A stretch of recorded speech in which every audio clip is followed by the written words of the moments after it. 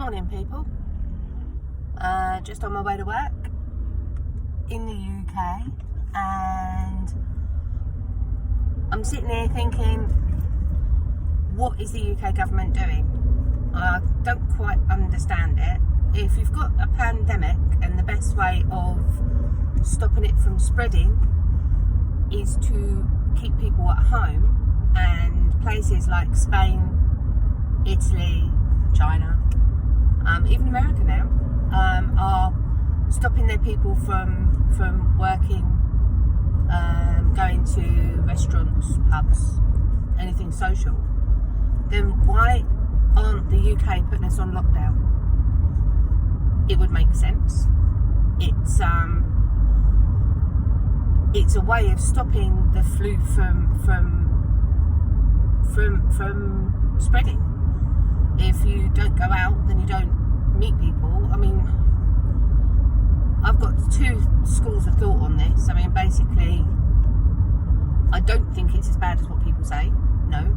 And I've said that all the way through. I don't think that the fact that it's a flu that kills, I mean, they're saying 3.5% in some places, and in other places it's like less than 2.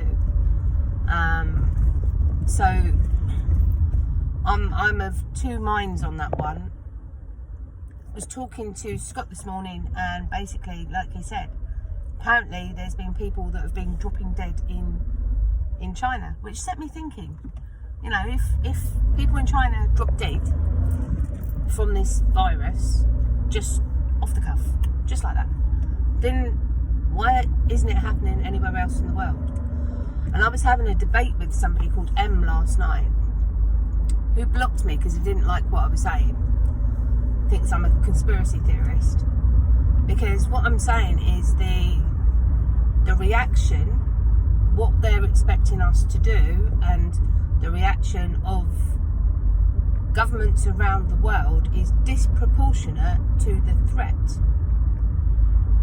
So you look at what we did for SARS, MERS, and all the flus that have come before, and we've never done this.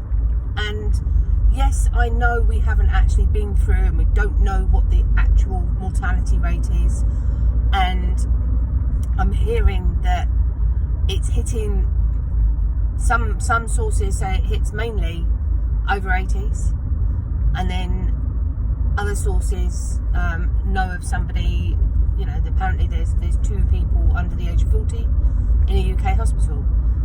So whether or not they're one of the at-risk, like me, chronic asthmatic, I don't know whether you noticed, but my breathing is not fantastic. But it's a lot better than it used to be through exercise. But it's a case of, if the people are at risk, then if they got the normal flu, they'd still be at risk. The difference with this one is, it, instead of coming out as a cold and going into flu and then going into chest infection, this one apparently goes straight for the lungs, which is why the people with COPD, emphysema, underlying health problems are more at risk than other people, because obviously oxygenating the blood is the most important thing. But we still have a disproportionate reaction of the world to this virus, because the mortality is not as bad as others. And if China has theirs under control, then in such a short space of time, 2 questions. One, how? What are they not telling us? Because obviously Italy has shot through the roof, and why Italy? And 2, why isn't the rest of the world having the same consequences? Look at Russia. How many cases are there in Russia? What about all these other countries that don't seem to have any? You know, look at what they're doing. Russia closed their borders, and they're on the borders of China. So basically, how are these other countries doing something that we can't apparently do. It's food for thought, you know. I mean, I'm not trying to put on everybody and get them to have a conspiracy theory or anything like that, but my point has always been,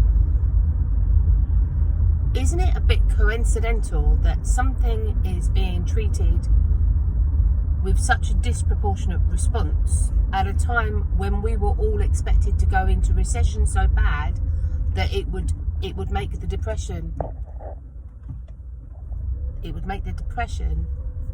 look like a roller coaster ride, a fun thing.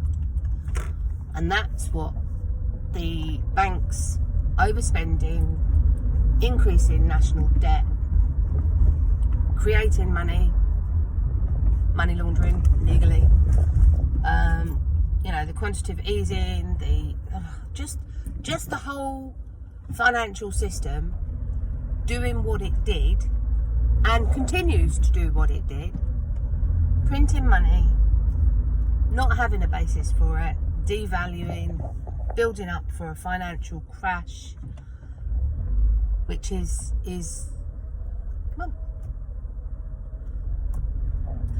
building up for a financial crash, which was supposed to be really painful, and then all of a sudden,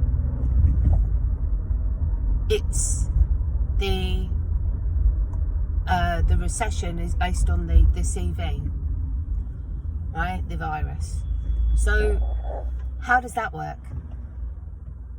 How do you blame something that's been building, that they deferred in 2008 and has been building for the last 12 years? How do you blame that on something that's only been around, that we've known about since December? It doesn't make sense. All I'm saying is, have some thoughts about it. You know, don't write off what people like me are saying, because Love for Crypto has been calling this for the last 12 to 18 months. Globalization, go and watch it. It's a really informative documentary on the financial crash and what is going to happen, how it's going to happen, just not the delivery system. They couldn't work out how the government was going to shut down the economies of the world in order to be able to reset the financial system to a level playing field. That should make you think. All in itself, people in the crypto sphere have been saying that this has been coming. Doesn't matter whether you're XRP, Bitcoin, everybody's been aware of this financial crash for a long time, and it's happening. And people were looking at each other in the communities and going, bloody hell, I heard about it, I know the theories, I didn't realise how it was going to happen. And my point is, it's a bit coincidental that the virus is happening. It's had a disproportionate response, and basically it's being used as the excuse for the financial meltdown that we were always going to have. I'm not taking away from the fact that it's a pandemic and that people were dying. When I say disproportionate response, I'm talking about the fact that they are shutting down the world, and it sounds harsh, but losing 5% of the population, or 3.5% of the population, is